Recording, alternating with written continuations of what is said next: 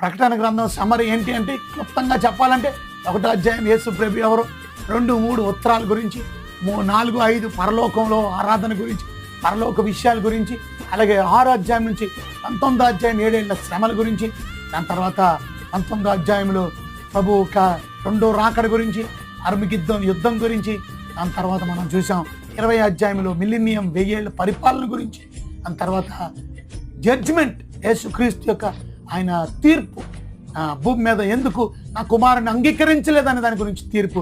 మిగతా వాళ్ళందరూ కూడా అంటే 2వ పునరుద్ధానం కూడా జరుగుతుంది. చనిపోయిన యేసుని నమ్మని వారు కూడా తిరిగి లెగిస్తారు. వారందరూ తీర్పు దినం లెక్క చెప్పాలి. వారందరూ నిత్య అగ్నిగుండంలోకి వెళ్ళిపోతారు. దాని తర్వాత క్రొత్త ఆకాశ, క్రొత్త భూమి, నిత్య ఆనందంతో ప్రభుత్వం సదాకాలం జీవిస్తారు.